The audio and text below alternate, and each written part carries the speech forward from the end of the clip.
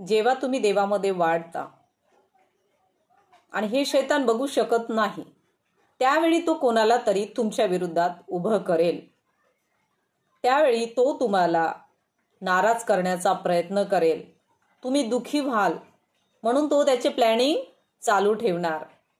तो त्याची योजना करणार की मी याच्या जीवनामध्ये कसं दुःख आणू, कशी नाराजी आणू, कसे याच्या जीवनामध्ये याला दुःख देऊ, याला उदास करू, नाराज करू. म्हणून तो काही लोकांना तुमच्या विरुद्धात बोलण्यासाठी उभं कर.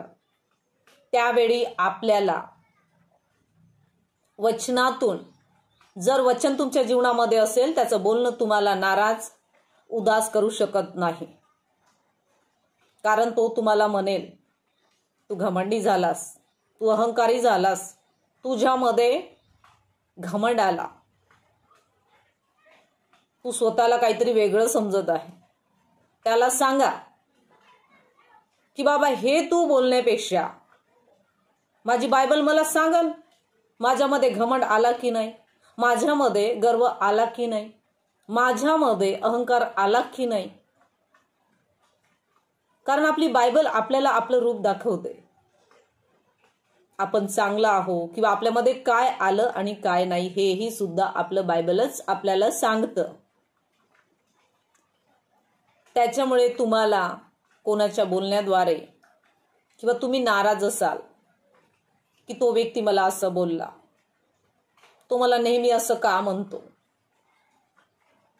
तर तुम्हाला नाराज व्हायची गरज नाही. लोकांकडे मुळीच लक्ष देऊ नका. तुम्हाला लक्ष द्यायचं असेल तर देवाच्या वचनावर लक्ष द्या, देवाच्या वाणीवर लक्ष द्या. कारण ज्यावेळी तुम्ही वाढता, ज्यावेळी तुम्हाला देव उभं करतो, त्यावेळी शैतान अशा लोकांना उभं करतो. शैतान त्यांच्या थ्रू बोलतो. म्हणून त्यांचं बोलणं आपल्या डोक्यातही घ्यायचं नाही. त्यांचं बोलणं ऐकलं आणि सोडून द्यायचं. कारण जर देवबाप्पा वचनातून आपल्याशी बोलणार तर आपल्याला त्याच्यातून काढणार पण. जर आपण अहंकारी झालो असेल, घमंडी झालो असेल, आणि ज्यावेळेस आपण प्रार्थना करतो की देवबाप्पा हे वचन जे आलं आहे आणि मला तू काय कर, चेंज कर, तर देवबाप्पा चेंजही करतो. पण आपल्याला नाराज, उदास, दुखी करत नाही. देवाची वाणी अशी नाही आहे. त्यामुळे आपल्याला समजायचं आहे की हे शैतानाकडून आहे की हे देवाकडून आहे. हालेलुया. त्या ठिकाणी कोणीही असते, कोणीही असू शकते तुम्हाला दुःखी करायसाठी, तुम्हाला नाराज करायसाठी. त्यामुळे आपल्याला सतर्क आणि सावधान राहायचं आहे. अशा लोकांपासून तुम्हाला सतर्क आणि सावधान राहायचं आहे, जो नेहमी तुम्हाला दुःखी करत असेल, नेहमी तुम्हाला सांगत असेल की तू घमंडी झाला, तू अभिमानी झाला. अशा लोकांपासून तुम्हाला दूर राहण्याची काय आहे, गरज आहे. आणि जास्त बायबल वाचण्याची गरज आहे. देव तुमच्याशी बोलेल. कारण शैतान बोलल्याच्या नंतर तुम्हाला बायबलही वाचायचं आहे. कारण अशा वेळी आपल्याला देवाच्या वाणीची खूप गरज असते.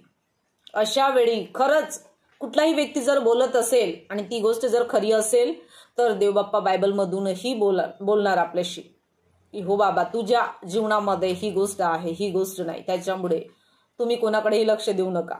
कारण देव जेव्हा तुम्हाला उभं करतो आणि शैतान ही गोष्ट बघू शकत नाही, त्याला वाटते मीच मोठा, त्याला वाटते मीच मोठा, स्वतःला मोठं करण्यामध्ये. त्याच्यामुळे तो तुम्हाला बोलण्याद्वारे, बाकी तर तो काही करू शकत नाही. त्याला माहिती आहे देवाचे लोक आहे, स्ट्रॉंग आहे, यांच्यापासून पैसाही गेला तरी हे येशू ख्रिस्ताला सोडणार नाही. त्याला माहिती आहे हा जो व्यक्ती आहे तो देवामध्ये एवढा स्ट्रॉंग झालेला आहे की याच्या आयुष्यात पैसा जरी गेला, अय्यूबचं उदाहरण बघता तुम्ही, लेकरं जरी गेले किंवा अशा कुठल्याही गोष्टी जरी याच्या जीवनातून नेल्या तरी याला काहीही फरक पडत नाही. मग हा कोण्या नाही कोण्या व्यक्तीला उभं करतो.